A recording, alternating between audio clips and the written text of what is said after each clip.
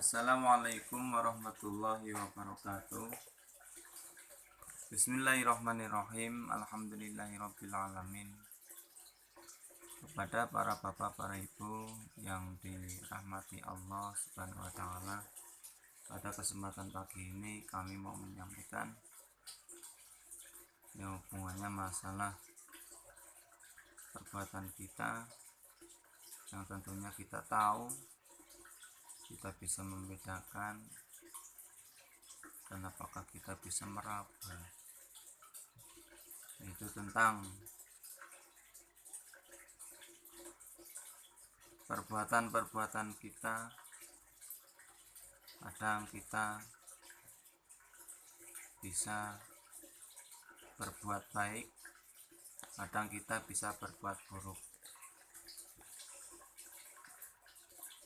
Perbuatan kebaikan kita, dan tentunya Allah yang sudah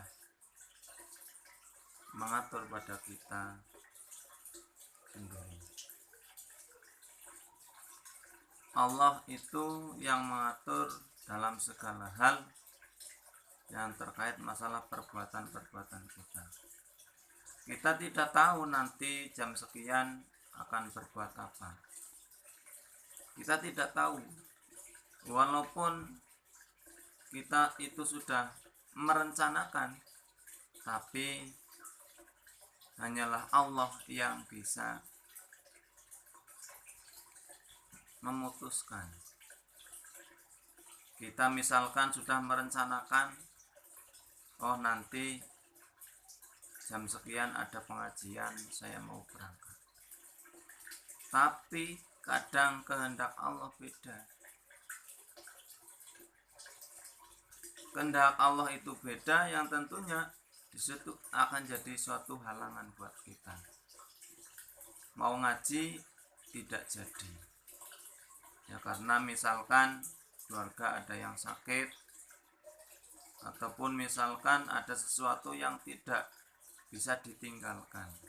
Itu bisa menyebabkan kebaikan kita itu terhalang. Tapi jangan sedih. Kita niat satu kebaikan, Allah akan membalas satu kebaikan. Nah, ketika kita melakukan keburukan, yang tentunya di situ akan jadi suatu pertimbangan. Selain menjadi resahnya tetangga kita, selain menjadi resahnya orang tua kita, kita berbuat yang buruk, yang tentunya di situ akan jadi suatu permasalahan buat kita sendiri. Permasalahan yang pertama adalah sebagai timbang menimbang. Karena di situ yang dikatakan oleh Allah Subhanahu wa taala dalam kitab suci Al-Qur'an, inna sholata tanha 'anil fahsya'i wal munkar. Sesungguhnya sholat itu bisa mencegah perbuatan keji dan perbuatan mungkar. Nah, kita itu masih yang namanya aktif. Sholat 5 waktu tidak pernah bolong-bolong. Sholat subuh rajin. Sholat 5 waktu pokoknya tidak pernah yang namanya bolong-bolong. Nah, di situ kita sholat 5 waktu, tapi masih menyakiti sama keluarganya, menyakiti teman-temannya, menyakiti tetangga-tetangganya. Nah, itu kita itu bisa menimbang. Berarti mungkin sholat kita belum sempurna. Kalau kita itu sholatnya sudah sempurna, sholatnya bisa khusyuk, insya Allah ketika kamu panjenengan semuanya mau berbuat buruk, yang tentunya bisa berpikir, oh iya, saya itu adalah orang istiqomah dalam sholatnya. Jadi mungkin bisa berpikir, ataupun mungkin Allah itu tidak menghendaki kita itu berbuat yang buruk. Allah itu tidak menghendaki perbuatan-perbuatan kita yang kita lakukan setiap harinya dalam keburukan, Allah tidak mengizini. Kayak gitu. Nah, makanya di sini disarankan ya, ketika orang tersebut ingin bahagia, di dalam Al-Qur'an surat Al-Mu'min ayat 1 sampai 2 itu qad aflahal mu'minuna alladzina hum fi sholatihim khashi'un. Sesungguhnya orang mukmin itu berbahagia.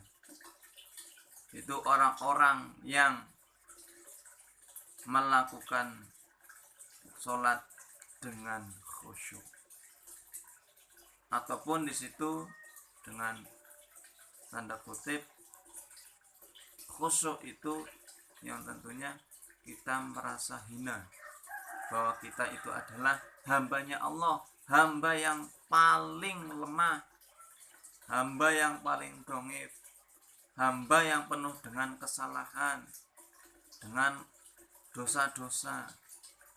Tapi ketika kita sholatnya tidak dengan kategori khusyuk, tidak dengan kategori kita itu tidak merasa hina, yaitu mungkin kekurangan kami dan panjenengan semuanya, itu akan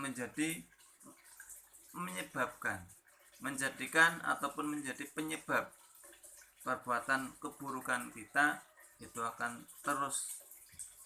terjadi. Udah kayak gitu aja, mungkin ada manfaatnya, dan semoga kita menjadi orang-orang yang selalu bertakwa dan dijadikan golongan orang-orang yang sholih. Amin Allahumma amin. Cukup sekian saja. Kami akhiri, ihdinas siratal mustaqim. Wassalamualaikum warahmatullahi wabarakatuh.